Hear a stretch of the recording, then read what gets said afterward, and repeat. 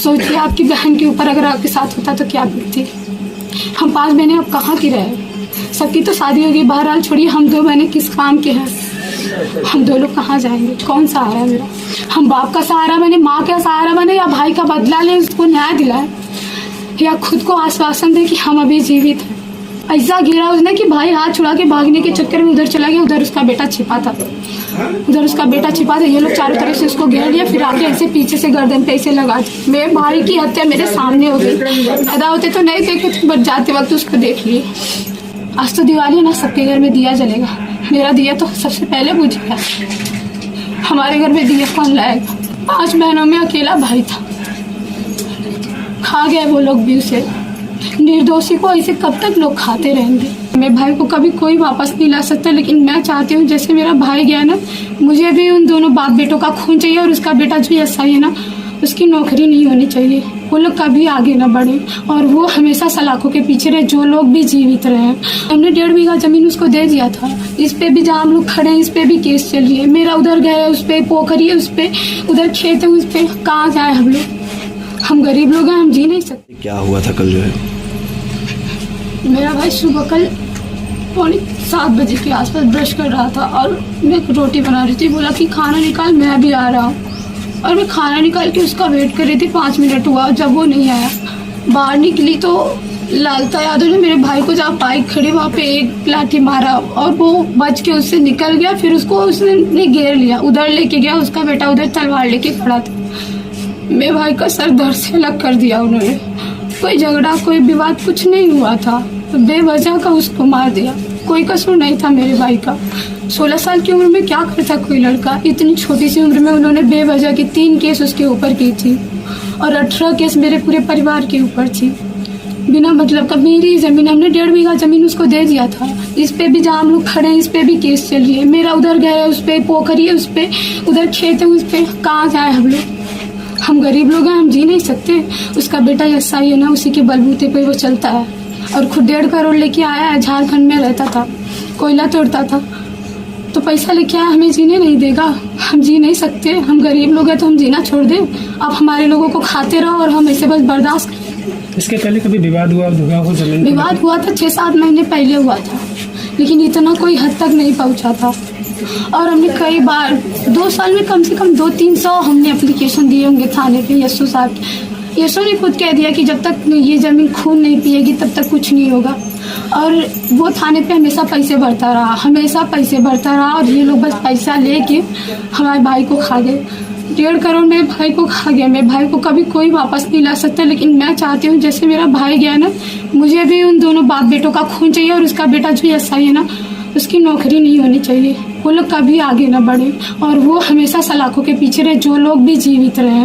और मैं चाहती हूँ ना, उसका खून जरूर हो, एनकाउंटर हो या मर्डर हो। अगर आप लोगों से नहीं होता ना, हम लोग खुद करेंगे, हम लोग चैन से नहीं बैठेंगे। धमकी वगैरह कभी इसके पहले वो दिया था? इसके परिवार के लोग धमकी दे रहे थे कि मार देंगे, ऐसा कर देंगे? नहीं, कभी शाम को 3-4 दिन पहले शाम को ऐसे भाई को देखते थे, और हम लोगों को भी देखते थे, तो वहाँ से ऐसे लाठी लेके बोलते थे कि मार देंगे, जान से मार देंगे किसी को।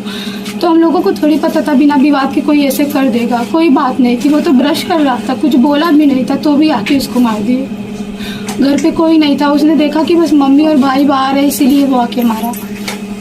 हमारी कोई गलती नहीं थी उसमें। यशु पर आप आरोप लगा रही कि हम कई बार एप्लीकेशन देते हैं, और उन्होंने खुद बोला कि जब तक खून नहीं पिएगी तब तक, आपके हाथ में कानून है ना, तो आप ऐसे कहेंगे कि जब तक खून नहीं पिएगी तब तक कुछ नहीं होगा, आप अपनी कार्रवाई करेंगे ना।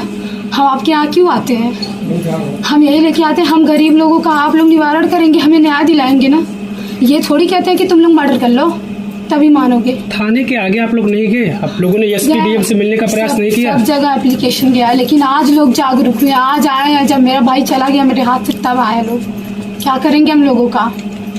यानी आप मानती हैं कि प्रशासन की भी लापरवाही है, नहीं तो इतनी बड़ी घटना नहीं होती। जाहिर सी बात है, जिसके पास पैसा है प्रशासन उसकी सुनती है। कल मैं भी चिल्ला के कह रही थी, सब लोग बस वीडियो बना रहे थे, सब लोग बिस्लरी का पानी और खोए की बर्फी खा रहे थे, और 2 समोसा और 1 कप चाय के लिए लोग मरते चुस्की लेके निठल्लों की तरह ठहाके मार के हंस रहे थे। मैं पागल दिखती हूँ? आज तो दिवाली है ना, सबके घर में दिया जलेगा, मेरा दिया तो सबसे पहले बुझ गया। हमारे घर में दिया कौन लाएगा। अकेला भाई था आपका? 5 बहनों में अकेला भाई था, गए वो लोग भी उसे।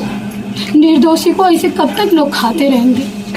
किस तरीके की कार्रवाई चाहते हैं आप? हम चाहते हैं कि जैसे मेरे भाई को ये लोग खाए ना, उन दोनों बाप बेटों का मर्डर हो और उसका खून मेरे सामने हो और उसकी बेटी की नौकरी चली जाए और इसका दोनों घर गिर जाना चाहिए और ये लोग कभी सलाखों के से बाहर नहीं आने चाहिए। वो लोग कभी दिखे ही नहीं हम लोगों को, वो लोग इस गांव में दोबारा ना आए, क्योंकि जो हम लोग झेल रहे हैं ना वो चीज़ आप कभी फील ही नहीं कर सकते। आप बस हमारे पास आए ना, बस आंसू आँख में आ जाएंगे, बाहर आ जाएंगे। बस हम लोग उम्र भर के लिए अकेले हो गए हैं। हम लोगों को तो हमेशा सुनना पड़ेगा ना। बस 5 बहनें हैं यार, इसके पास बस ढेर सारी बेटियां हैं। हक के लिए आज उसने खाया है ना, बहुत लोग हैं यार। सब लोग कहेंगे अरे तुम्हारे पास बेटियां ही तो हैं, क्या करोगे? ये घर हम लोग किसके लिए रखेंगे? अब कौन सुनने वाला है हमारा? मेरा भाई था, अकेले था, हम लोग कभी खरोच नहीं आने देते थे उसके ऊपर। हम लोग जहाँ मना कर देते थे वो नहीं जाता था, लेकिन उसको लोगों ने घेर के खाया है, घेर के मारा है उन्होंने।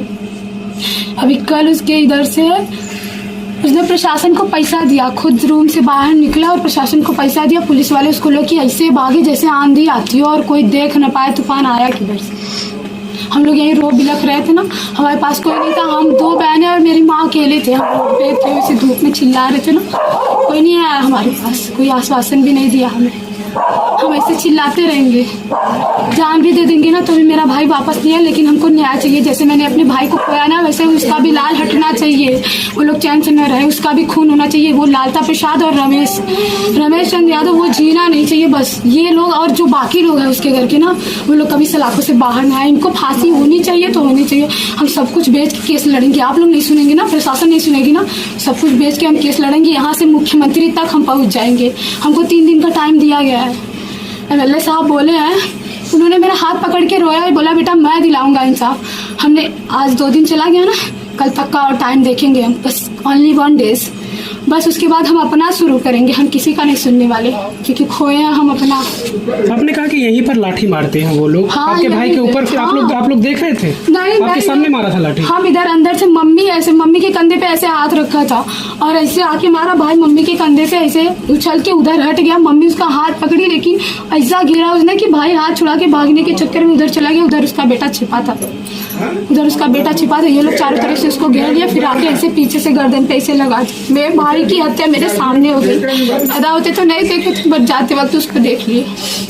आप सोचिए आपकी बहन के ऊपर अगर आपके साथ होता तो क्या बीतती।